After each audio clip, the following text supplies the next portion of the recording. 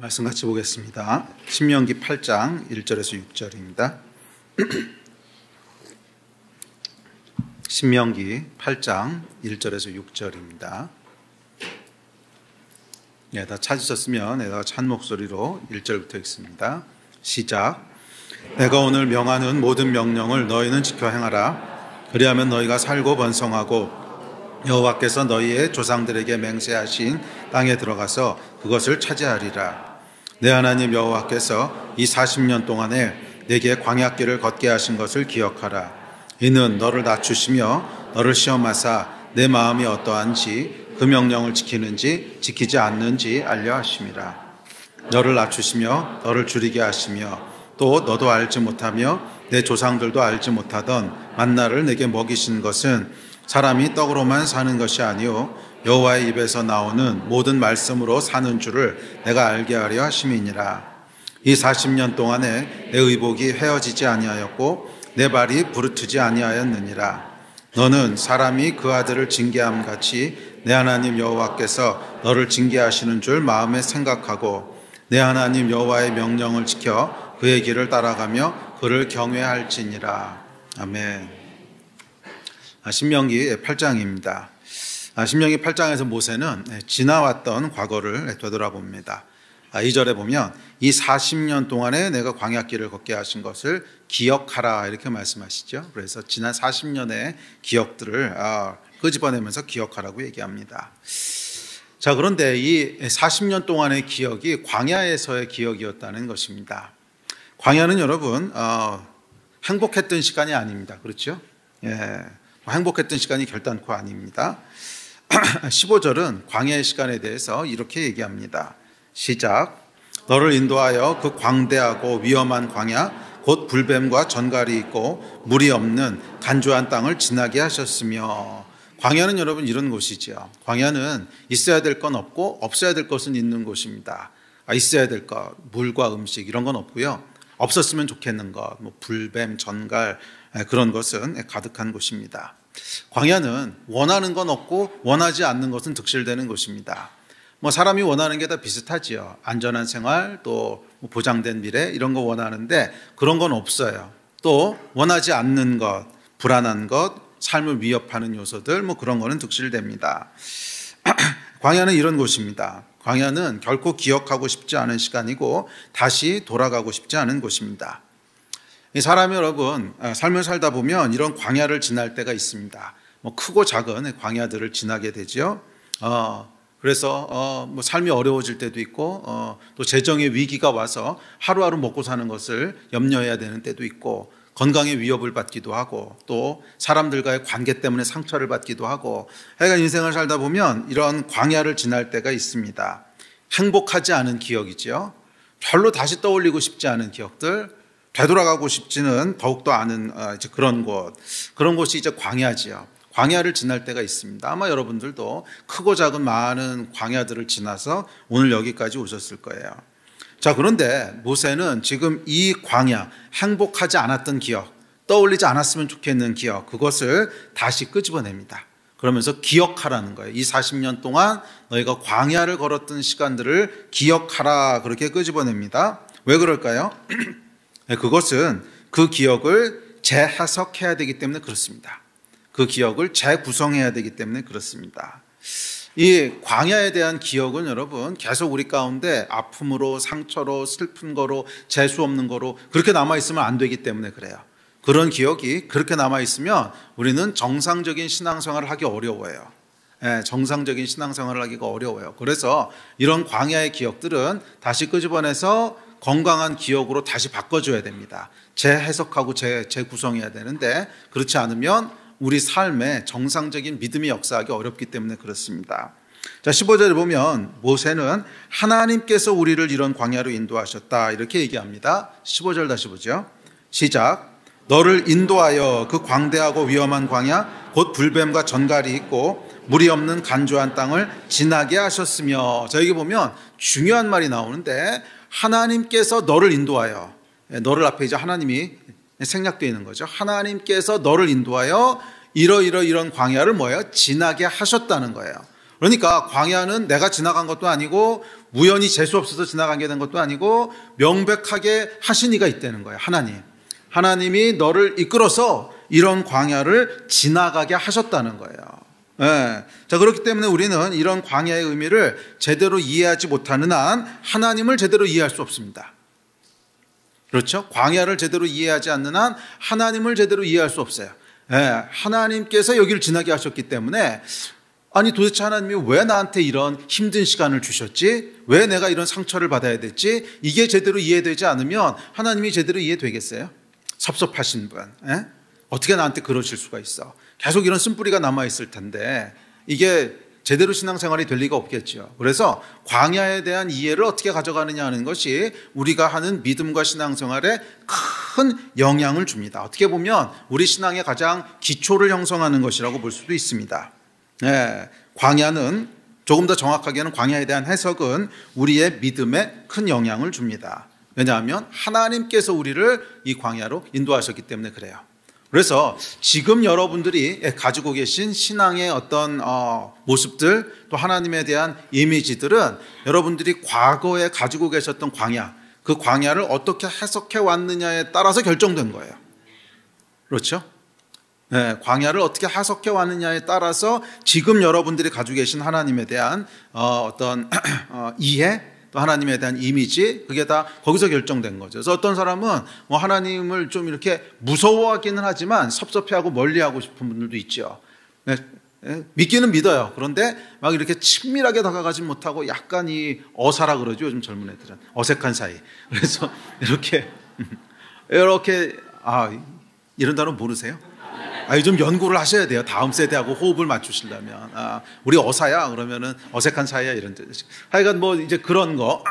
그런 분들이 있어요. 이런 분들은 왜 그러냐면 100이면 100 다 똑같아요. 과거 광야에 대한 해석이 잘못되어 있는 거예요. 광야에 대한 해석이 잘못되어 있기 때문에 하나님에 대한 두려움 또는 하나님에 대한 섭섭함 뭐 이런 것들이 쓴뿌리로 남아있는 거죠. 그러니까 이게 제대로 해석되고 제대로 광야가 소화되지 않으면 결국 우리 신앙은 파손되게 됩니다. 그러니까 지금 여러분들이 가지고 계신 신앙의 컬러, 지금 여러분들이 하나님을 대하는 태도는 광야에 대한 해석으로부터 왔다고 해도 과언이 아닙니다. 100% 거기서부터 온 거예요. 과거 광야에 대한 해석에서부터 온 거예요. 자, 예를 들어서 뭐 광야를 하나님이 인도하신 것이 아니고 그냥 어쩌다 보니까 그렇게 된 거야. 이렇게 해석하는 사람은 하나님의 능력에 대해서 의심을 갖게 됩니다. 그러니까 전적으로 하나님을 신뢰하는데 어려움을 갖습니다. 왜? 하나님이 허락하지 않으셔도 얼마든지 무슨 일이 일어날 수 있어. 그럼 어떻게 하나님을 신뢰하겠어요? 그러면 결국 어떤 믿음의 태도를 가지냐면 내 앞에 있는 일들은 내가 책임지고 내가 개척해 나가야 돼. 이런 독립적인 태도를 갖겠죠. 그러니까 하나님을 의지하고 신뢰하는데 큰 어려움을 겪게 됩니다. 반대로 하나님이 광야를 허락하신 거야, 하나님이 인도하신 거야 라고 생각하게 되면 그 다음에 또 어떤 어려움이 생길 수 있어요? 하나님의 선하심에 대한 의심을 하게 됩니다. 어떻게 이런 힘든 일을 나한테 겪게 하셨지? 어떻게 하나님이 나한테 이러시지? 하나님에 대한 하나님의 선하심을 의심하게 됩니다. 그래서 하여간 이 광야에 대한 이해가 잘못되면 하나님을 신뢰하는 데 어려움을 겪든지 하나님의 선하심을 믿지 못하든지 하여간 우리 믿음에 어려움을 겪게 된다는 거예요. 그래서 지금 여러분들이 가지고 계시는 영적인 어려움들에 하나님에 대한 어려움들의 거의 대부분은 광야에 대한 해석에서부터 왔다고 해도 과언이 아닙니다. 그러니까 여러분들이 지금까지 살아오면서 겪었던 많은 광야들이 있을 거예요. 뭐 사람에게 상처받은 일도 있고 원치 않는 사건이 일어나기도 하고 또 교회를 옮겨오신 분들은 이전 교회에서 뭐 어려움과 상처를 받으신 것도 있고 어렸을 때 부모한테 학대를 받았던 것도 있고 하여간 여러분들 가운데 많은 광야들을 거치면서 여기까지 왔을 텐데 이 광야를 여러분들은 어떻게 해석하고 계십니까? 이게 지금 여러분들이 하나님을 어떻게 믿고 있느냐를 결정하는 거예요. 그게 여러분들의 신앙을 결정하는 거예요. 그래서 광야를 제대로 잘 소화한 사람은 하나님을 신뢰할 뿐더러 하나님의 선하심을 신뢰해요. 그래서 건강한 믿음의 발걸음을 걷게 돼요. 그런데 여기에 문제가 있는 사람은 둘 중 하나를 결국 의심하게 되는 거예요. 하나님의 신실하심을 의심하든지 아니면 하나님의 선하심을 의심하든지. 그래서 결국 우리 믿음이 파손하게 됩니다. 자, 그리고 성경은 하나님이 너를 인도하여 광야를 걷게 하셨다라고 얘기합니다. 그러니까 처음에 살펴봤던 하나님이 허락하시지 않았는데 그냥 우리가 재수 없어서 일어난 거야. 이거는 믿는 자들의 초이스는 아니에요. 믿는 자들은 이 선택을 할 수는 없어요. 그거는 그냥 신앙이 없거나 아직 거듭나지 않았거나 그런 사람들이 하게 되는 의심이지, 사실 거듭난 사람들은 이 가능성은 제외하셔야 돼요. 이건 성경이 얘기하는 바가 아니거든요. 성경은 이렇게 얘기하지 않거든요. 그러니까 하나님은 우리의 모든 것을 주관하시는 분이라고 성경이 얘기하지, 하나님이 주관까지는 모르지만 허락하지 않으셨는데 일어나는 일은 없다는 거예요. 의도적으로 하나님이 막 주관하셔서 우리에게 어려운 일을 주시고 그런 건 아닐지라도 허락하시지 않았는데 일어날 수 있는 일 없다는 거예요. 그리고 우리는 그 이유는 다 모르지만 하여간 크게 보면 그게 우리한테 복이 되니까 허락하셨을 텐데, 하여간 하나님이 허락하셨기 때문에 일어났다고 하는 이것이 시작점입니다. 우연히 일어난 건 아니라는 거예요. 그래서 우연이라고 하는 가능성은 제거합시다. 이건 없어요. 그냥 하나님이 어쨌거나 알고 계셨고 어쨌거나 허락하신 거예요. 아멘. 그렇다면 이걸 왜 허락하셨을까 하는 허락하신 이유에 대한 재해석이 필요한 거죠. 그래야 우리 안에 있는 상처들이 해결될 수 있습니다. 자, 여기서부터 시작해야 됩니다. 그러니까 광야라고 하는 건 뭐냐면 기억하기 싫은 거, 그 다음에 상처가 대부분 다 그런 거예요. 그러니까 여러분 가운데 있는 상처, 떠오를 때마다 화나고 신경질 나고 이러는 거, 그런 게 다 뭐예요? 광야거든요. 이 광야를 재해석해 봅시다. 자, 하나님께서 어쨌거나 우리를 광야로 인도하셨어요. 그래서 광야는 그저 행복하지 못했던 때, 재수 없던 때로 기억돼서는 안 돼요. 하나님이 하셨으니까. 이를 통해서 하나님이 행하신 일이 있고 그곳에서도 하나님이 행하신 일이 있어요. 예. 이 하나님이 행하신 일이라는 관점으로 재해석해야 되는 거예요. 무슨 말인지 아시겠어요? 그러니까 기억을 재구성한다고 했을 때는 두 가지 관점으로 해야 되는데, 하나는 그냥 우연히 일어난 일이 아니라 하나님이 그 일을 왜 하셨을까? 의도. 그 다음에 그 광야 가운데서도 하나님이 행하신 일이 있어요. 그러니까 오늘 본문에도 보시면 뭐라 그래요? 40년 동안 너희 의복이 헤어지지 않았고 발이 부르트지 않았고 신발도 헤어지지 않았고 매일마다 만나를 주셨고, 광야가 비록 어렵고 힘든 일이긴 하지만 그 기간 동안에도 기적을 베푸시고 우리를 돌보셨거든요. 이걸 기억할 수도 있거든. 그러니까 이 기억은 여러분, 제가 여러 번 얘기하지만 선택적이거든요. 모든 거 다 기억하는 거 아니잖아요. 여러분들이 어저께 무슨 일을 하셨는지 분단위로 다 기억나세요? 안 나잖아요. 그 가운데 몇 개만 선택해서 기억하는 거죠. 그리고 그 선택은 내가 하는 거예요. 내 의지로 하는 거예요. 그래서 부정적인 거 말고 하나님이 하시는 긍정적인 일들이 있거든요. 그 광야를 어쩔 수 없이 지나게 하실지라도 그 안에서 하나님이 매일 만나를 주시고 붙들어 주시고 구원해 주시고 했던 이거를 선택해서 기억할 수 있단 말이에요. 그래서 그 우리의 광야 기억을 재해석하는 것은 이 두 가지로 이루어집니다. 하나님의 의도가 무엇이었는지를 다시 이해하고 그 다음에 선택적으로 하나님이 행하셨던 은혜를 기억하는 거예요. 예? 안 됐던 거, 부정적인 거 이런 거 자꾸 기억하지 말고 그 가운데서도 하나님이 행하셨던 일, 그거를 기억하라고 모세가 얘기합니다. 모세가 그 얘기를 하는 거예요. 하나님이 왜 그 일을 행하셨는지를 너희가 이해하고 그 다음에 하나님이 그 가운데 너희에게 만나를 주시고 의복을 헤어지지 않게 하시고 하여간 붙잡아 주시고 보호하시고 구원하셨던 그 기준을 가지고 광야를 다시 돌아봐라. 다시 이해하고 다시 해석하고 재구성해라. 네, 그렇게 얘기합니다. 자, 그래서 오늘과 이제 다음 주에 살펴볼 설교 제목이 광야의 재해석입니다. 광야의 재해석. 기억을 재해석하는 거예요. 재구성하는 거예요. 자, 기억을 재구성하라고. 아마 이렇게 물어보는 분도 계실 거예요. 아니 목사님, 기억을 재구성하라니요. 이미 일어났던 과거 일을 어떻게 재구성합니까? 과거를 바꿀 수 있는 것도 아니고, 과거에 일어났던 일을 안 일어난 거야. 이렇게 하는 건 이건 기억을 왜곡하는 거죠. 이건 진리에 이제 기초한 게 아닌데 어떻게 기억을 재구성하라는 얘기입니까? 이렇게 물으실 수 있어요. 그래요, 여러분. 기억을 재구성한다고 하는 것은 과거를 바꾸거나 기억을 왜곡하라는 뜻이 아닙니다. 이건 불가능하죠. 기억의 재구성이 무엇인지를 이해하기 위해서는 기억이 뭔지를 먼저 잘 들여다봐야 돼요. 이건 제가 예전에도 한번 설명한 적이 있는데 기억이 뭔가를 잘 들여다봐야 됩니다. 기억은 여러분 단순히 일어났던 일, 팩트를 저장하는 게 아니에요. 기억은요, 적어도 한 3가지 이상의 것을 패키지로 함께 저장합니다. 자, 무슨 말이냐면 첫째는 기억은요, 당연히 일어났던 팩트를 저장하는 거예요, 우리 안에. 그런데 그것과 함께 뭐가 저장되냐면 해석이 함께 어태치돼서 저장됩니다. 일어났던 일과 그 일에 대한 해석이 함께 저장이 되는 거예요. 그리고 해석이 나오면 감정이 따라오게 돼 있어요. 해석이 들어가면 감정이 따라오게 돼 있어요. 뭐 기뻤다, 슬펐다, 또는 좋았다, 싫었다, 뭐 재수없다, 하여간 뭔가 감정이 따라오는 거죠. 이 감정이 함께 어태치가 돼서 적어도 이 3가지가 패키지로 저장이 됩니다. 그래서 여러분 과거에 있었던 일들을 떠올려 보세요. 항상 이 세 가지가 함께 올라와요. 과거에 있었던 걸 떠올려 보면 항상 세 가지가 같이 올라와요. 자, 예를 들어보죠. 새옹지마라는 말이 있죠. 이 말을 한번 예를 들어서 살펴봅시다. 자, 어느 날 주인이 애지중지하던 말이 있었어요. 근데 이 말이 아주 비싼 명마였는데 어느 날 도망가 버렸어요. 자, 이야기가 여기서부터 시작됩니다. 이 사건이 주인의 기억에 어떻게 저장되나 봅시다.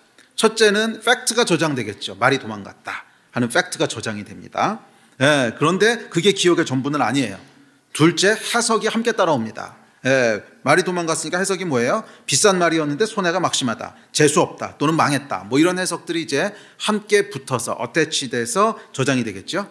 그리고 마지막 세 번째, 그렇게 해석이 들어가면 감정이 따라온다 그랬죠. 그러니까 팩트가 감정을 일으키는 게 아니에요. 해석이 감정을 일으키는 거예요. 팩트는 그냥 동영상 찍어서 저장하듯이 무미건조한 거예요. 그냥 그 인포메이션만 저장이 되는 건데 이건 감정을 일으키지 않습니다. 감정은 해석에서 오는 거예요. 자, 해석을 했는데 해석이 뭐예요? 망했다, 뭐 이런 거죠. 망했다, 손해가 막심하다, 뭐 이런 해석이 들어오니까 감정이 따라옵니다. 실망, 낙심, 허탈함, 분노, 후회, 뭐 이런 감정들이 이제 따라붙게 되죠. 그래서 이 세 가지가 함께 저장이 되어 있는 거예요. 함께 저장이 돼서 말이 떠났던 것만 생각하면 그 팩트만 올라오는 게 아니고 이게 줄줄이 같이 올라오는 거죠. 망했다, 그 다음에 분노, 막 이런 게 올라오는 거예요. 그래서 여러분들 가운데도 어떤 기억만 떠오르면 마음이 우울해지고 분노하게 되고 그런 게 있을 거예요. 예를 들어서 어떤 분들은 비만 내리면 막 마음이 우울해지고 신경질 나고 이런 분들이 있거든요. 그런 분들은 왜 그러냐면 비 오는 날 말이 도망갔던 거야. 비 오는 날 말이 도망간 거예요. 그래서 주인이 이런 거예요. 비가 주룩주룩 내리는 날이었는데 딱 마구간에 가보니까 말이 없어져 버린 거예요. 그래서 비가 주룩주룩 내리는데 이렇게 허탈한 표정으로 망했다 이러고 있던 기억이 저장된 거죠. 그래서 이제 비만 내리면 뭐가 올라오는 거예요? 그 감정이 주룩주룩 따라 올라오는 거예요. 그래서 이제 화가 나고 분노하고 이런 겁니다. 그래서 아마 여러분도 이제 비 오는 날 뭐가 화나고 우울해지고 그런 사람은 비 오는 날 뭔가 있었어. 비 오는 날 친구한테 두들겨 맞았든지 아니면 엄마한테 혼났든지 길을 잃어버렸든지 하여간 뭔가 있어요. 그래서 그게 여러분 안에 남아있다가 비가 오면은 거기에 같이 붙어있는 기억, 그 기억의 해석, 그 기억의 감정들이 줄줄이 올라오는 거예요. 그리고 이 중간 거는 인식 못할 수도 있어요. 그런데 그냥 감정은 따라 올라오죠. 이걸 뭐라 그러냐면 상처라 그러는 거예요. 상처. 그래서 여러분도 그런 거 있을 거예요. 부부 싸움 하다가 어떤 말만 들으면 이렇게 트리거 되는 거 있으시죠? 어떤 말, 그 단어는 나오면 안 돼. 근데 이 단어가 나오는 순간 폭발하는 단어가 분명히 있으실 거예요. 여러분 있으시죠? 그게 왜 그런 줄 아세요? 상처가 있기 때문에 그런 거예요. 그 단어에 어태치되어 있는 뭔가가 있는 거예요. 그 단어와 함께 붙어 있는 어떤 사건이 있고 그 사건에 따른 뭐예요? 감정이 있는 거예요. 그래서 이 분노가 올라오는 거거든요. 근데 상대방은 그걸 이해할 수가 없어요. 왜? 이제 그런 식으로 기억이 구성되어 있지 않거든.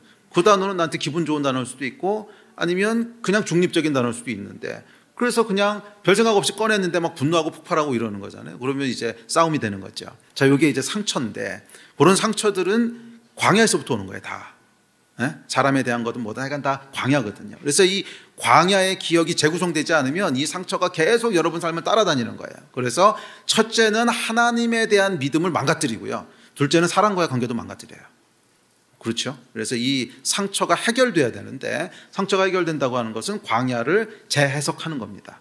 그래서 기억이 구속되는 거예요. 자, 이건 그렇습니다. 자, 그런데 어느 날 이 집 나갔던 말이 돌아왔어요. 네, 돌아왔는데 혼자 돌아온 게 아니고 똑같은 명말을 한 마리 끌고 또는 몇 마리 끌고 돌아온 거야. 와, 그러니까 이제 이 주인의 기억이 재구성되기 시작합니다. 팩트는 똑같아요. 말이 집 나갔다.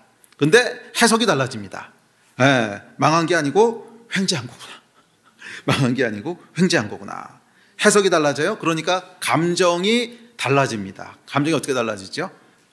좋고 기쁘고 이제 그런 거죠. 자, 기억이 재구성된 겁니다.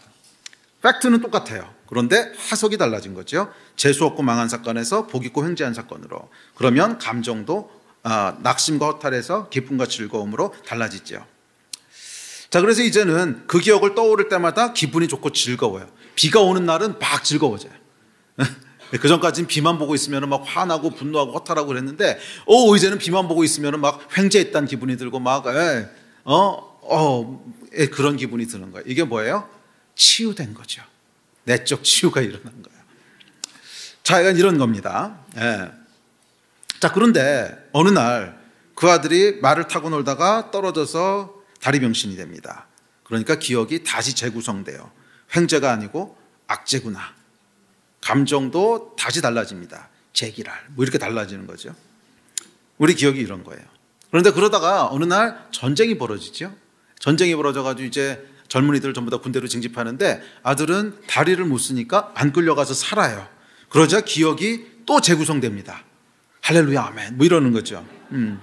자, 이렇게 여러분, 우리 기억은 계속 재구성되는 거예요. 그냥 고착돼 있지 않아요. 그것에 대한 해석에 의해서 계속 재구성됩니다.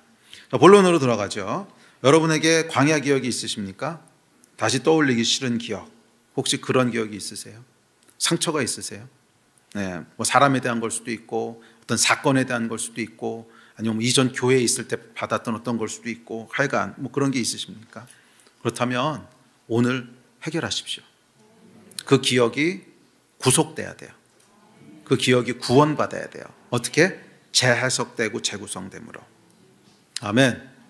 그래야 여러분들이 건강한 믿음 위에 설 수가 있어요. 안 그러면 계속 하나님에 대한 섭섭함과 상처로 남아있을 텐데 어떻게 믿음이 건강하겠어요? 하나님이 왜 그러셨을까? 어떻게 하나님이 나한테 이러실 수 있어? 계속 이 섭섭한 감정이 있으면 하나님이라는 말이 들 때마다 그 감정이 떠오를 텐데 하나님이라고 하는 단어에 이렇게 울컥하는 게 계속 떠오를 텐데 어떻게 하나님이 나으신 이 어떻게 정상적인 믿음 생활을 하시겠냐고요. 하나님 그러면 뭐 감사, 감격, 은혜 좋으신 분 이게 떠올라야지 이게 정상적인 믿음 생활이 되지. 하나님 그러면은 어색한 사이 뭐 무서우니까 안 믿을 수는 없지만 따라가기에는 영 마음이 내키지 않는 막 그런 분, 섭섭함, 상처 어떻게 정상적인 신앙생활이 되겠어요? 예, 오늘 이 광야에 대한 기억이 다시 재구성되기를 주의 이름으로 축복합니다. 자, 오늘 본 말씀이 그 말씀이에요. 모세가 광야의 기억을 다시 끄집어내는 거예요. 기억하기 싫었을 거예요. 굉장히 힘들고 어렵고 그랬던 기억인데 다시 끄집어냅니다. 왜? 재구성하기 위해서.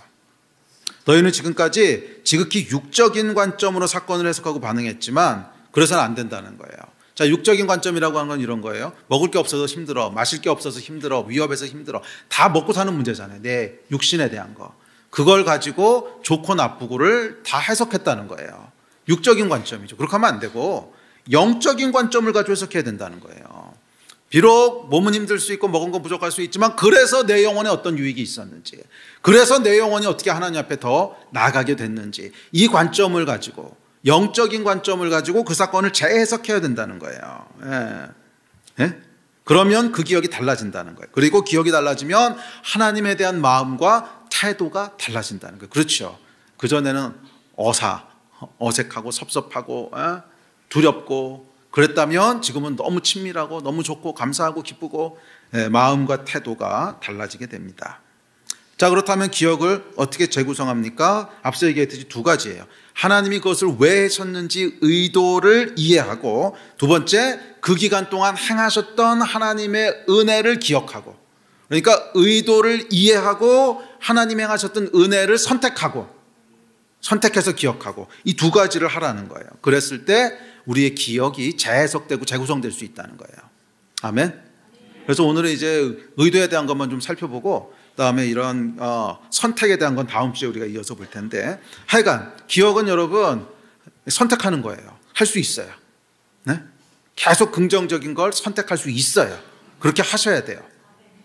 할 수 있으니까 하나님 하라 그러신 거죠. 아멘. 하실 수 있어요.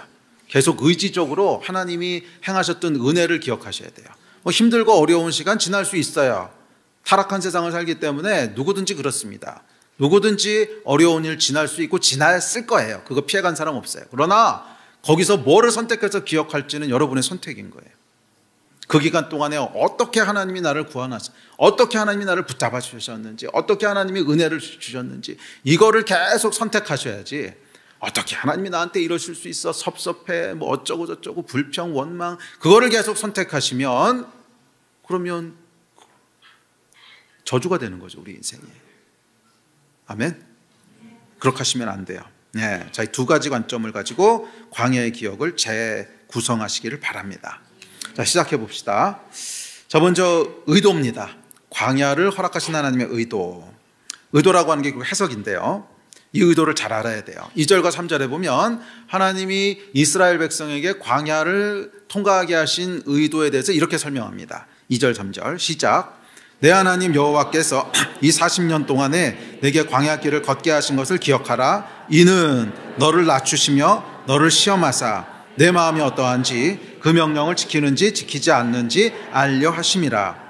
너를 낮추시며 너를 줄이게 하시며 또 너도 알지 못하며 내 조상들도 알지 못하던 만나를 내게 먹이신 것은 사람이 떡으로만 사는 것이 아니요 여호와의 입에서 나오는 모든 말씀으로 사는 줄을 내가 알게 하려 하심이니라. 아멘. 광야로 인도하신 두 가지 의도가 있다는 거예요.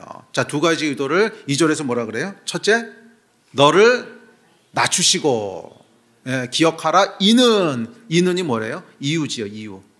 너를 낮추시며 둘째, 너를 시험하시기 위함이라는 거예요. 테스트하시기 위함이라는 거예요. 이 두 가지 이유 때문에 광야를 주셨다는 거예요. 자, 첫 번째 의도부터 살펴봅시다. 자, 노예 생활 400년에도 불구하고 여전히 이스라엘은 목이 곧고 교만한 백성이었습니다. 자신이 어떤 존재인지를 몰라요. 스스로 할 수 있다고 믿고 스스로 이루었다고 생각하는 교만 가운데 있었습니다. 17절을 보면 그 얘기를 합니다. 자, 시작. 그러나 내가 마음에 이르기를 내 능력과 내 손의 힘으로 내가 이 재물을 얻었다 말할 것이라. 와, 그러니까 지금까지 우리가 이렇게 해서 이렇게 살아남고 이 전쟁에서 이런 재물을 얻고 또 노예에서 탈출하고 다 내가 했다고 생각한다는 거예요. 다. 이게 여러분 사람이에요. 네, 다 내가 했다고 생각. 천만에 하나님의 도우심이 아니고는 먹고 사는 가장 기본적인 일조차 너는 할 수 없는 존재야. 이 사실을 깨닫게 하시기 위해서 하나님이 줄이게 하셨다고 얘기합니다. 물도 없고 음식도 없는 광야. 그곳에서 비로소 이스라엘은 하나님의 은혜가 없으면 나는 무기력하구나. 아무것도 할 수 없구나 하는 것을 직시하기 시작합니다. 와, 내가 여기까지 온 건 다 은혜구나. 하나님이 붙잡아 주시고 도와주시고 숨쉬게 하시고 그러니까 여기까지 왔지. 사람은 말이에요. 이 광야를 직면하기 전까지는 당연하다고 생각해요. 내가 다 할 수 있다고 생각을 해요. 그래서 여러분 그런 거 있잖아요. 그 병에 걸리기 전까지는 건강이 당연하다고 생각해요. 그런데 병에 딱 걸리고 나면 아이고 건강이 당연한 게 아니었구나. 이거를 깨닫게 되죠. 또 우리가 풍족할 때는 그냥 매일 새끼 먹는 게 그냥 당연하다고 생각을 해요. 그런데 줄이는 순간이 오면 아이고 먹는 게 당연한 게 아니구나. 한 끼 한 끼 먹게 해주시는 게 하나님의 한량없는 은혜구나. 이거 보게 되죠. 그 다리를 접질러 가지고 여러분 이 한쪽 다리에 이렇게 기부수하고 이거 짚고 다니게 되면 당연하지 않았던 게 얼마나 많았는지를 보게 됩니다. 일단 화장실 가는 것도 당연하지가 않아요. 이거 일어나가지고 이거 짚고 가서 앉으려면 야, 화장실 가는 게 은혜구나. 당연한 게 아니고 하나님이 붙잡아 주셔서 이거 할 수 있었던 거구나. 또 두 다리가 다 부러지면 어떻게 되는 줄 아십니까? 그거는 정말 교회 나오는 것도 은혜예요. 두 다리 다 부러지면 교회 한번 올라면 어떻게 해야 됩니까? 그거 막 계단 막 누가 들어줘서 오고 여기까지 와서 걸어 올리고 기진맥진해서 여기까지 옵니다. 그럼 무슨 생각이 드는지 여러분 아시죠? 야, 교회를 두 발로 걸어올 수 있었던 게 은혜구나. 나는 그냥 교회 오는 게 당연하다고 생각했는데 은혜구나. 여러분 우리는 말이에요. 이 광야 앞에 서야만 비로소 깨닫게 되는 것들이 있어요. 사람이 죄인이라 그래요. 당연하다고 생각하지 마십시오, 여러분. 어렸을 때부터 지금까지 하나님이 여러분을 붙잡아 주셨으니까 여기까지 온 거예요. 그 위기의 순간에 하나님이 여러분을 붙잡아 주지 않으셨으면 여러분이 어떻게 지금 여기까지 와서 숨쉬고 있겠습니까? 내가 태어나서부터 지금까지 끊임없는 하나님의 손길이 저와 여러분을 붙잡고 또 붙잡고 또 붙잡고 해서 여기까지 오게 한 거란 말이에요. 그런데 이게 조금 배부르고 조금 살만하다고 해서 마치 지가 다 한 것처럼 이렇게 하는 게 그러면 안 된다는 거예요. 그래서 하나님께서 우리를 낮추신다는 거예요. 왜? 진리를 보게 하시기 위해서, 진실이 뭔지를 알게 하시기 위해서. 야, 내가 너를 어떻게 붙잡아서 여기까지 오게 했는 줄 아냐? 이거를 보게 하시기 위해서. 그게 광야였다는 거예요. 광야에 딱 들어가서 먹을 게 없고 피할 데가 없고, 광야에 땡볕 아래 서게 되니까 이제 보이게 되는 겁니다. 아이고, 하나님의 은혜가 아니면 한순간도 살 수 없구나. 이거. 그래요, 여러분. 하나님께서 때때로 우리를 낮추십니다. 때때로 우리를 낮추세요. 왜냐하면 사람은요, 다 잘되고 다 성공하고 실패가 없으면 자기가 신인 줄 알아요. 사람은 할 수 없어요. 이게 타락해서 자기가 신인 줄, 굳이 하나님이 필요하지 않습니다. 그렇죠. 뭐 내 힘으로 다 되는데 뭐 굳이 하나님을 찾겠어요? 하나님을 찾지도 의지하지도 않습니다. 잘 보세요, 여러분. 언제 가장 간절히 기도하셨어요? 광야에 있을 때 그러지 않으셨어요? 광야 빠져나오고 난 다음에도 그렇게 기도가 되세요? 거의 잘 안 돼요. 진짜 그렇게 하는 사람은 열에 한두 명도 안 되고, 거의 대부분은 광야에서 나오게 되면 그런 간절함이 생기지 않습니다. 별로 하나님 찾지 않아요. 그러면 하나님을 서서히 잊어버리게 됩니다. 자, 이렇게 성경이 얘기합니다. 오늘 8장 말씀 보면 이렇게 모세가 얘기합니다. 시작. 내가 마음에 이르기를 내 능력과 내 손의 힘으로 내가 이 재물을 얻었다 말할 것이라. 내가 먹어서 배부르고 아름다운 집을 짓고 거주하게 되며 또 내 소와 양이 번성하며 내 은금이 증식되며 내 소유가 다 풍성하게 될 때에 내 마음이 교만하여 내 하나님 여호와를 잊어버릴까 염려하노라. 내가 오늘 내게 명하는 여호와의 명령과 법도와 규례를 지키지 아니하고 내 하나님 여호와를 잊어버리지 않도록 삼갈지어다. 아멘. 사람은 모든 일이 다 잘 되고 다 잘 풀리고 실패가 없으면 교만해져요. 자기가 신인 줄 알아요. 교만해져서 여호와 하나님을 잊어버리게 됩니다. 잊어버리게 되니까 당연히 그 말씀과 법도와 규례도 지키지 않겠죠. 하나님을 잊어버렸는데 하나님의 말씀과 규례와 법도를 지키겠습니까? 그리고 그 결과 말씀과 규례와 법도를 지키지 않는 결과 복을 누리지 못합니다. 이 말씀과 규례와 법도는 창조주의 질서거든요. 그 질서 안에 있어야 복을 누리도록 그렇게 창조하셨는데 이거 못하게 된다는 거예요. 복을 누리지 못한다는 거예요. 그래서 하나님이 때로는 우리를 광야로 인도하세요. 왜? 복을 주시려고. 이 의도를 가지고 재석되셔야 되는 거예요. 복을 주시려고. 자, 이어지는 15절입니다. 시작. 너를 인도하여 그 광대하고 위험한 광야 곧 불뱀과 전갈이 있고 물이 없는 간조한 땅을 지나게 하셨으며 또 너를 위하여 단단한 반석에서 물을 내셨으며 내 조상들도 알지 못하던 만나를 광야에서 내게 먹이셨나니 이는 다 너를 낮추시며 너를 시험하사 마침내 내게 복을 주려 하심이었느니라. 아멘. 요거 이는 이 모든 광야를 지나게 하시고 힘든 과정을 겪게 하신 것, 이는 다 내게 뭐예요? 마침내 복을 주려 하심이라. 마침내 복을 주려 하심이라. 이게 여러분 쭉 다 연결되어 있습니다. 자, 복을 누리려면 어떻게 해야 돼요? 창조주의 질서 안에 있어야 돼요. 말씀과 규례를 지켜야 돼요. 그러려면 어떻게 해야 돼요? 하나님을 기억해야 돼요. 하나님을 기억하려면 어떻게 해야 돼요? 하나님을 의지하고 찾아야 돼요. 하나님을 의지하고 찾으려면 어떻게 해야 돼요? 겸손해져야 돼요. 낮아져야 돼요. 낮아지려면 어떻게 해야 돼요? 광야로 통과해야 돼요. 그러니까 이게 처음부터 여기까지가 줄줄이 연결되어 있는 거예요. 그래서 하나님께서는 우리를 낮추시기 위해서 광야로 들어가게 하시고 그러면 줄줄이 해서 결국 뭐예요? 마침내 복을 누리게 하십니다. 이 이해가 함께 따라와야 된다는 거예요. 그래서 광야 그러면 단순히 힘들었다, 재수 없었다, 망했다 그렇게 해석하면 안 되는 거예요. 광야 그러면 이것이 줄줄이 따라와서 아, 복을 주시는 거였구나 이렇게 해석돼야 되는 거예요. 육적으로는 힘들 수 있어요. 재정이 어려워질 수도 있어요. 하지만 내 영혼이 그것 때문에 살았구나. 내 영혼이 그것 때문에 하나님을 찾았구나. 내 영혼이 그것 때문에 하나님을 붙잡았구나. 이걸 바라보셔야죠. 이렇게 해석이 돼야 되는 거예요. 그래야 감사가 나오는 거예요. 할렐루야. 이 높아진 마음은 여러분, 첫째는 하나님을 향한 마음을 망가뜨리고요. 그렇죠.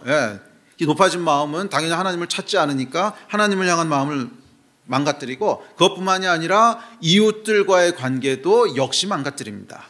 그러니까 사람 마음이 높아지면 사람 인생이 다 망가지는 거예요. 하나님을 사랑하고 이웃을 사랑해야 되는데 둘 다 안 되는 거예요. 네. 교회에서 여러분 모든 문제가 어디서부터 오나 보세요. 나를 무시해, 나를 이렇게 대해, 네가 나를 어떻게 이렇게 할 수가 있어. 나가 어디 있는 거예요? 이만큼 있는 거예요. 그래서 나를 무시해, 나를 이렇게 대해, 어떻게 나한테 이럴 수 있어? 이게 나가 이만큼 높아져 있으니까 이게 나오는 거죠. 나가 여기 있으면 어떡할까요? 똑같이 대해도 아이고 나를 어떻게 그렇게 환대해 주세요. 아이고 나는 이러고 이게 감지덕지지. 똑같이 행동했는데 나가 이만큼 있으면 나를 어떻게 이렇게 나에게 어떻게 네가 나한테 근데 나를 낮추시면 감사 감사 또 감사 이렇게 나오는 거거든요. 교회 내 모든 문제가 어디서 나오나 교회 모든 문제가 교회 문제뿐만이 아니라 여러분이 겪게 되는 관계의 모든 문제가 어디서부터 오나 보세요. 나를 어떻게 이렇게 다 마찬가지예요. 결국 거기서부터 나오는 거거든요. 낮아진 마음은 여러분 밥만 먹여줘도 감사해서 웁니다. 내가 미국에서 이제 유학생 사역할 때요, 정말 주일날 이렇게 불러다가 국밥 하나 말아주면 사람들이 마음이 다 녹았어요. 정말 울었어요. 왜? 마음이 낮아져 있으니까. 그렇죠? 말도 안 통해, 먹는 것도 안 맞아. 또 미국 사람들한테 무시당해. 여러분 이거 얼마나 무시당하는 줄 아세요? 저도 한 번은 미국 간 지 1년쯤 지났을 텐데 그 미국 친구가 하나 오더니 저한테 물어보는 거예요. 너희 동양인들은 왜 그렇게 항상 심각하니? 농담을 해도 안 웃어. 속에서 막 욕이 올라오더라고요. 야, 알아들어야 웃지.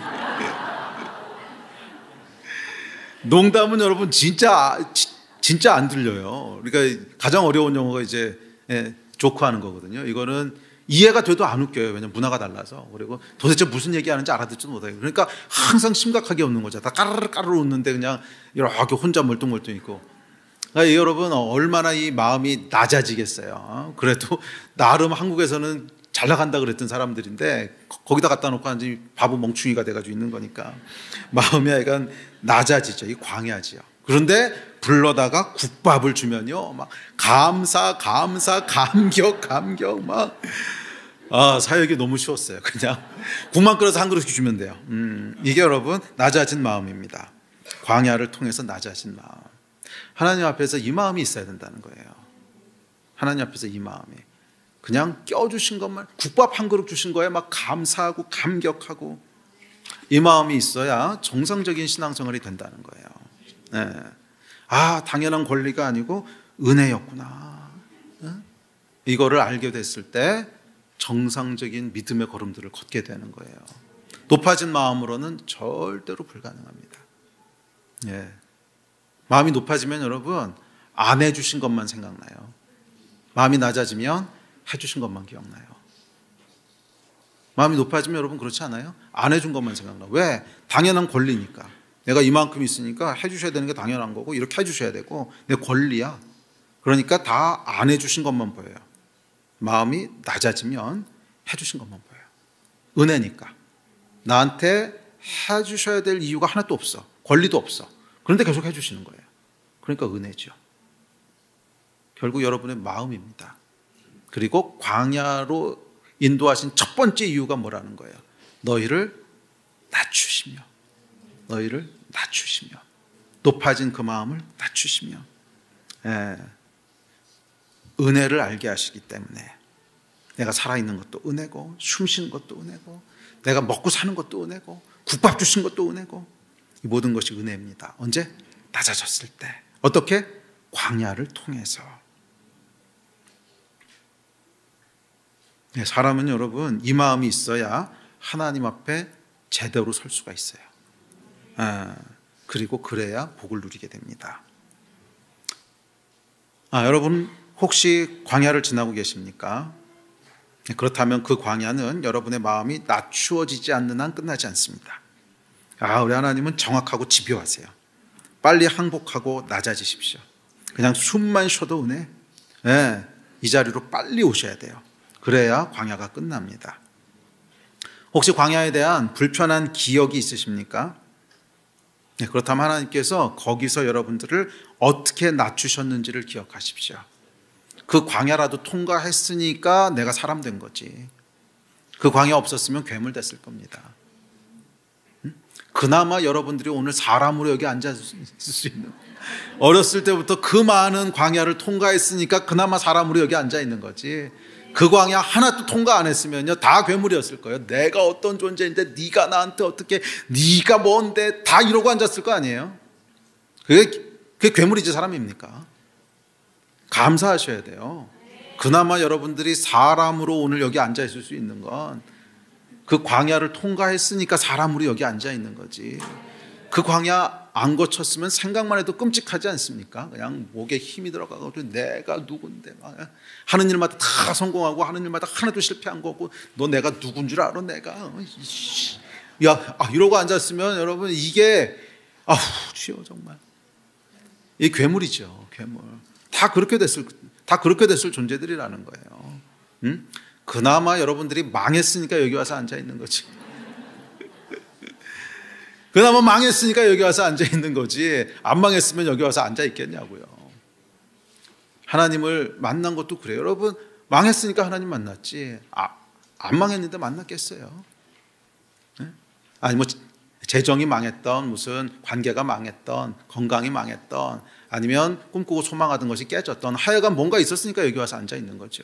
그러니까 하나님 만나게 된 거 아닙니까? 이거를 기억하셔야 되는 거예요. 이거를. 광야 그러면 막 싫고 나쁘고 그게 아니고, 아이고 그래도 그게 있었으니까 내가 오늘 사람 노릇하고 있구나. 아이고 그게 있었으니까 그래도 내가 이만큼이라도 이러고 있구나. 그게 없었으면 여러분 아무도 여러분 안 받아줍니다. 뭐 이러고 있는 사람 누가 그 사람 곁에 있고 싶어요? 너 잘났다 혼자 살아. 돈은 많을 줄 몰라도 주변에 사람 아무도 없을 거예요. 가족도 다 도망갔을 거야. 자식들 얼마나 힘들겠어요. 이러고 있는 아빠 엄마가 너는 그런 막, 아이고야. 자식들도 그냥 나이 딱 되면 다 도망가서 아무도 없습니다. 정신 차리셔야 돼요. 정신. 그나마 광야를 통과했으니까 가족들이 여러분 불쌍히 여겨주고 같이 살아주고, 부부 사이에 여러분 이게 있으셔야 돼요. 나 같은 존재하고 살아주는 거 좀 고마워하셔야지. 누가 여러분 같은 거하고 살아줍니까? 그래도 군소리 없이 같이 살아주는 게 얼마나 고마워요. 안 그래요? 이게 있어야 이 부부관계도 더 애틋해지고 그러는 거지. 이 마음이 다 이렇게 높아져 있으니까 서로 잘났다고 쌈박질만 하는 거 아니에요. 너는 왜 그러냐 막 이러고 앉아가지고 받아주는 게 고마운 거지. 같이 살아주는 게. 그 쉬운 줄 아세요? 쉬운 줄 아세요? 같이 살아주는 게 얼마나 은혜인데. 감사하십시오. 그래서 광야를 통과하게 하시는 거예요. 네, 여러분들의 광야 기억에 이 은혜라고 하는 것을 덧입히셔야 돼요. 그래야 기억이 재구성됩니다. 자, 광야로 인도하신 두 번째 이유는 시험하기 위해서라고 얘기합니다. 자, 2절 다시 한번 읽어봅시다. 시작. 내 하나님 여호와께서 이 40년 동안에 내게 광야 길을 걷게 하신 것을 기억하라. 이는 너를 낮추시며 너를 시험하사 내 마음이 어떠한지 그 명령을 지키는지 알려 하심이라. 아멘. 자, 이는 뭐예요? 40년 동안 광야 길을 걷게 하신 것은 두 가지 이유 때문인데, 첫째 너를 낮추기 위함이며 둘째 너를 시험하기 위함이라는 거예요. 광야를 두신 두 번째 이유가 있는데 그게 뭐예요? 시험하기, 테스트하기 위해서라는 거예요. 내 마음이 어떠한지, 그리고 계명을 지키는지 지키지 않는지 테스트하기 위해서 광야를 두셨다는 거예요. 자, 여러분 학원에 가면 레벨마다 레벨 테스트를 합니다. 그건 뭐예요? 다음 단계로 가기 위한 준비죠. 그 테스트를 통과해야 다음 단계로 넘어가는 거죠. 왜냐하면 준비가 안 된 사람을 다음 레벨로 가면 감당을 못할 테니까. 광야가 그런 곳입니다. 다음 단계로 갈 준비가 되었는지 아닌지 테스트하는 거예요. 그래서 준비가 됐을 때 다음 단계로 보내는 거예요. 그러니까 하나의 영적인 시즌이 끝나고 그 다음 단계로 하나님이 업그레이드 하실 때는 항상 크고 작은 광야에서 시험하신다는 거예요. 그래야 그 다음 단계로 가요. 아니면 계속 거기 머물러 있는 거예요. 그러니까 여러분, 우리 신앙이 성장하지 않는 이유는 이 시험에서 계속 떨어지기 때문에 그런 거예요. 그러니까 레벨 1이 끝났어. 그러면 레벨 2로 올라가야 되는데 거기에 레벨 테스트를 지금 하시는 거예요. 광야. 근데 계속 페일하는 거예요. 계속. 그러니까 신앙의 성장이 안 되는 거죠. 그러니까 신앙의 성장은 항상 어디서 일어나냐면 광야 통과하면서 일어나요. 항상 광야 통과하면서 일어나요. 그럼에도 불구하고 하나님을 신뢰할 때, 그럼에도 불구하고 하나님을 예배하면서 이게 올라가는 거거든요. 근데 이거를 계속 페일하는 거죠. 그래서 하나님께서는 이 시험을 통과하지 않으면 그 다음 단계로 안 올려보내세요. 이거 마치 뭐하고 똑같냐면 준비가 하나 또 안 된 사람을 UFC 대회에다가 UFC 그 격투기 대회 있죠. 거기 보내는 거하고 똑같은 거예요. 예를 들면 우리 희주 목사님을 근육도 없고 막 이런 사람을 갑자기 UFC에다 보내면 어떻게 될까요? 준비가 전혀 안 됐는데 막 UFC에 보내요. 그러면 죽도록 두드려 맞아서 반병신이 됐든지 아니면 잘못하면 죽을 수도 있죠. 뭐 죽지 않는다고 해도 트라우마가 생겨가지고서 다시는 그쪽은 거들떠보지도 않을 겁니다.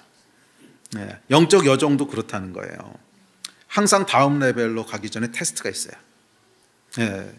지금 여러분 400년 노예로 살던 사람들이 이제 가나안에 들어가서 전쟁을 치르고 나라를 세워야 돼요. 테스트 없이 할 수 있을까요? 400년 동안 노예로 살면서 그냥 시키는 것만 하던 사람들이 거기 들어가서 나라를 세우고 법을 만들고 하나님의 영광을 드러내는 일을 이제 해야 되는데 검증을 해봐야 될 거 아니에요. 테스트를. 마음을. 또 뭐를? 말씀을 지키는지 지키지 않는지. 이게 안 돼 있는데 그냥 출애굽시켜가지고서 오케이 너는 이걸 위해서 내가 하고 탁 갖다 집어넣으면 아마 UFC 희주 목사가 UFC 나가는 것처럼 죽도록 얻어맞아가지고 반병신 될 겁니다. 그리고 다시는 안 하겠다 그러겠죠. 그러니까 그렇게 안 하시는 거죠. 광야라고 하는 테스트 기간을 거치면서 검증하게 하신 거예요. 그게 될 때까지 광야를 계속 돌리신 거죠. 그게 될 때까지. 자, 이제 그러므로 여러분 광야 가운데 있다면 기억하십시오. 테스트입니다. 테스트라고 하는 건 뭐냐면 이걸 통과하면 전혀 다른 영적인 시즌이 기다린다는 거예요. 기대하셔도 좋아요. 지금까지 하는 전혀 다른 영적인 시즌이 시작된다는 거예요. 할렐루야. 이걸 좀 경험해 보셔야죠. 계속 40년 동안 광야만 지내다가 주님 나라 갈 수는 없잖아요. 그 옛날에도 보면 그런 친구들이 있어요. 그 영어 배운다고 학원에 등록했는데 정말 대학 졸업할 때까지 4년 내내 레벨 1이야. 4년 내내 레벨 1이야. 레벨 2로 올라가는 시험을 계속 떨어져. 그래서 I am Tom, you are Jane 뭐 그것만 4년 하고 있으면 여러분 이게 얼마나 비참해요. 빨리 레벨 2로 올라가고 3로 올라가고 이래야 될 거 아니에요. 재수하지 마십시오. 광야는 여러분 떨어지면 재수강해야 돼요. 재수강. 통과할 때까지 광야를 뺑뺑뺑뺑 도는 겁니다. 이렇게 하시면 안 되겠죠. 자, 그렇다면 이 테스트 시험 과목은 뭘까요? 두 가지 얘기했습니다. 첫 번째 과목은 내 마음이 어떠한지 알려 하심이며 두 번째 과목은 그 명령을 지키는지 안 지키는지를 보는 거예요. 시간 관계상 오늘은 첫 번째 것만 보고요. 두 번째 건 다음 주에 이어서 볼게요. 자, 첫 번째 과목은 마음입니다. 광야 앞에 섰을 때 그 마음이 어떤지 하나님 그거 보기 원하신다는 거예요. 광야에 타는 듯한 땡볕 아래서 그 마음이 어떤지, 물이 없어 가랄 때 그 마음이 어떤지, 먹을 것이 없어 줄일 때 그 마음이 어떤지 하나님 이거 알려 하심이라. 사람은 여러분 위기 앞에 서봐야 그 마음이 드러나요. 본심이 드러나요. 좋을 때는 다 좋지요. 뭐 좋을 때도 문제 일으키는 사람은 그건 정말 아니죠. 그건 정말 괴물이고.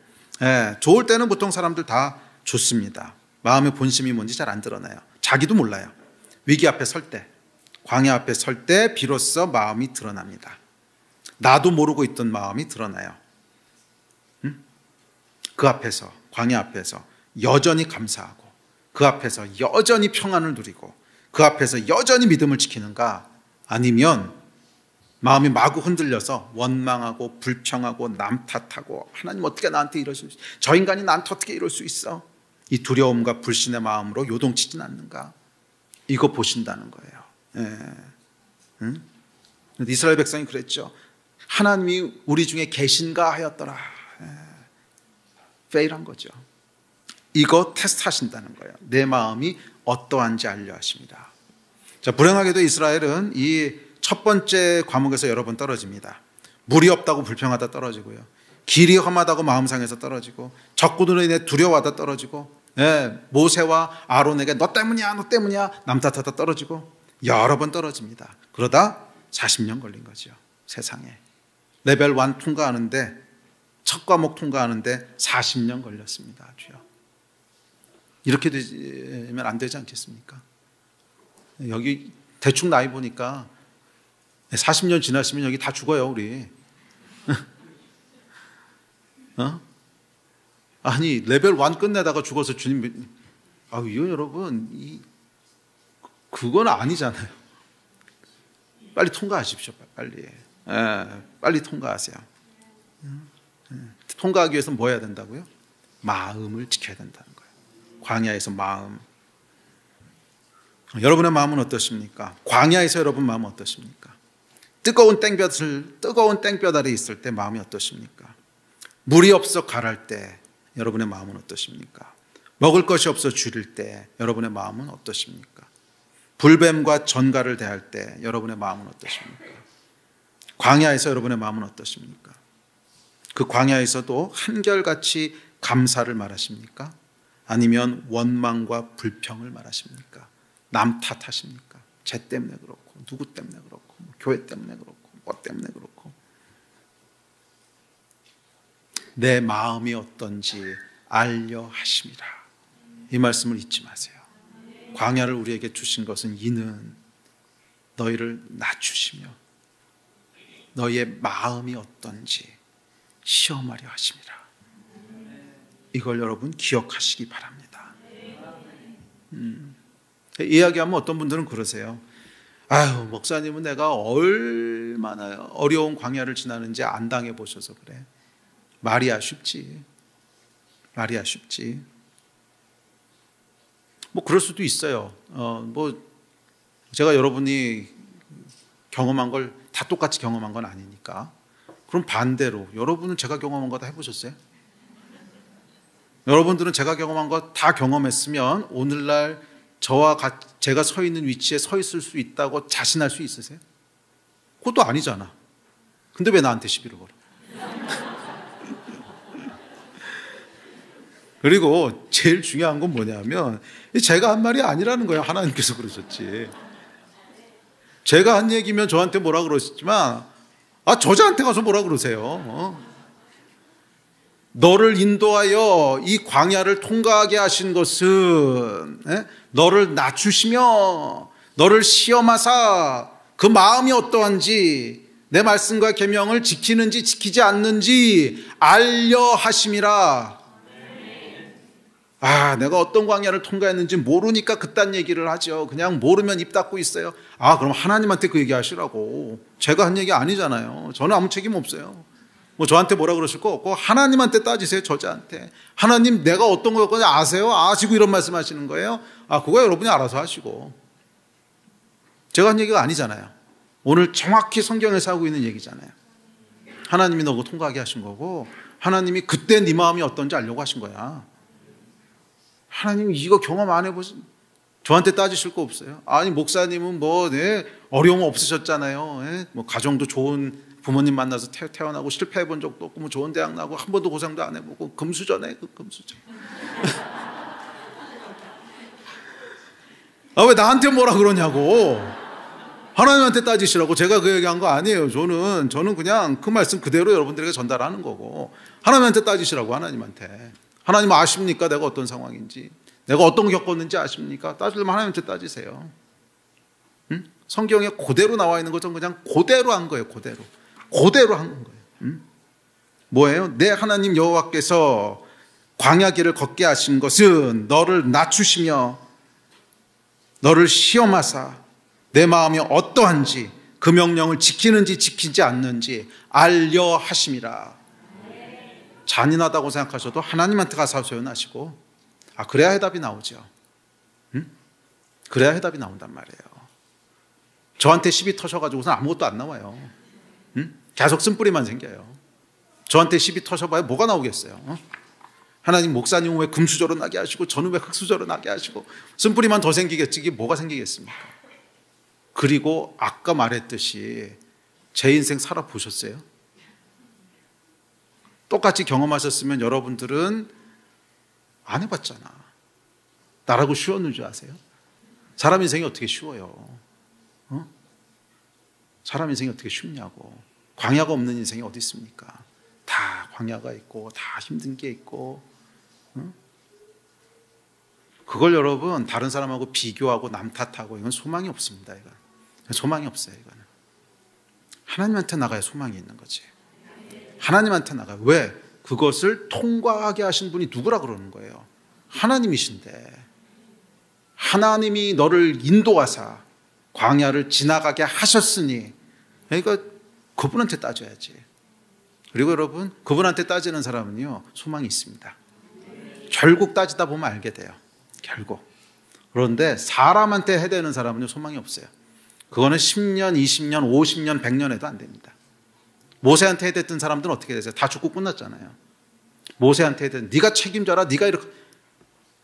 야, 그랬더니 모세가 뭐라 그럽니까? 하도 답답해서, 하나님 이거 내가 한 겁니까? 하나님이 하셨는데 얘들 왜 이럽니까? 그런 거 아니에요. 그 사람들은 다 죽고 끝났지 아무도 소망 없었어요. 사람한테 해봐야 소용없어요. 사람하고 비교해봐도 소용없어요. 결국 하나님이 하신 거거든. 저에게 행하신 것은 저한테 그게 최선이니까 그렇게 하신 거고, 여러분들에게 행하신 것은 여러분들에게 이게 최선이니까 그렇게 하신 거고, 비교할 것도 없고 남 탓할 것도 없고 원망할 것도 없고. 그거 남 탓하고 있으면 정말 아무것도 안 나옵니다. 가장 영적으로 해로운 게 뭐냐면 남 탓하는 거예요. 저 인간 때문에 그렇고 이것 때문에 그렇고 뭐가 어쨌고 이게 어쨌고. 솔직히 얘기해서 그거 없었으면 여러분 사람 노릇하셨겠어요?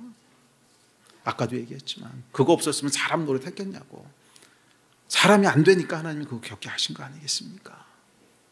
하나님한테 하세요. 하나님한테. 아멘.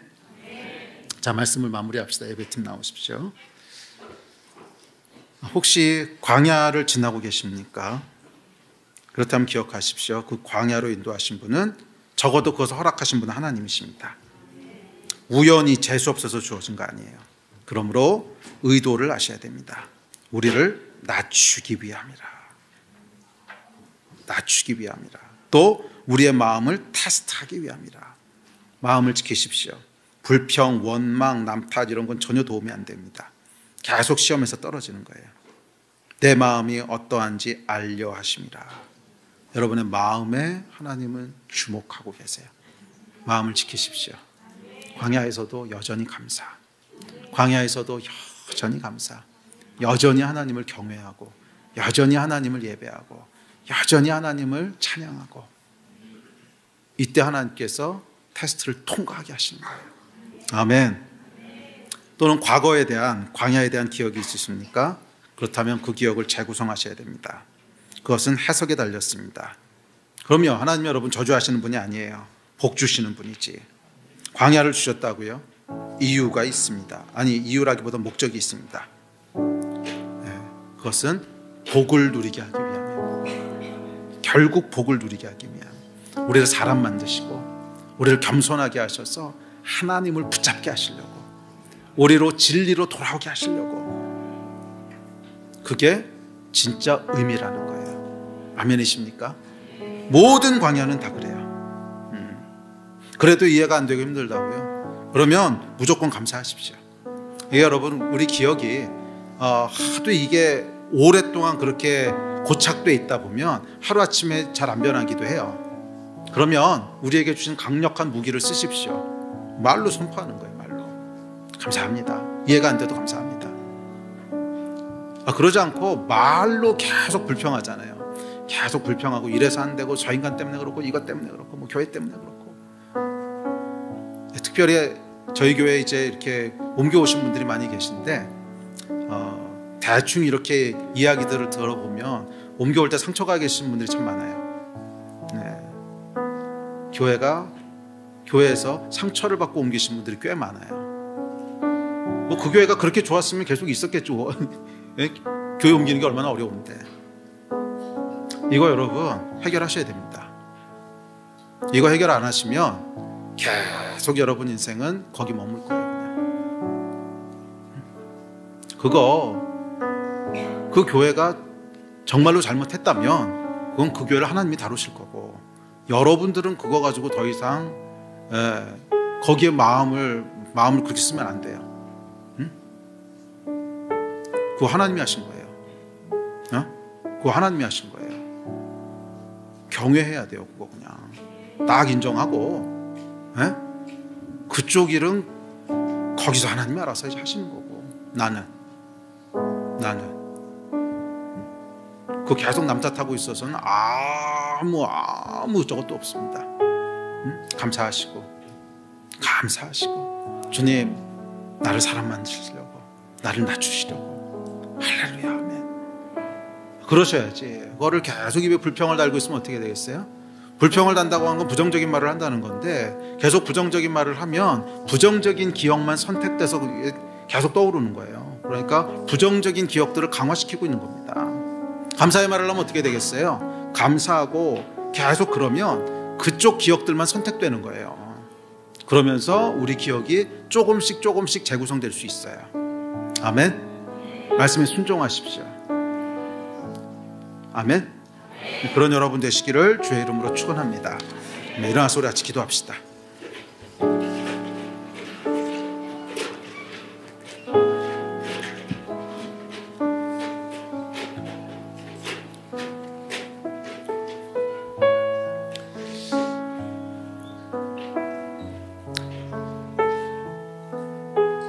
우리의 감정은 여러분, 상황에서 오는 게 아닙니다. 해석에서 오는 거지. 상황에서 오는 게 아니라 해석에서 오는 거지. 그래서 항상 기뻐하라고 그러신 거예요. 상황에서 오는 거라면 어떻게 항상 기뻐해요? 말이 도망가는데 어떻게 기뻐해요? 해석에서 오니까 항상 기뻐하라고 그러는 거죠. 해석은 내가 선택할 수 있는 거거든. 그러니까 여러분, 우리 감정은 내 내면에서부터 올라오는 거지 외부에서부터 주어지는 거 아니에요. 그것은 여러분들이 잘못 해석했기 때문에 따라온 잘못된 감정이에요.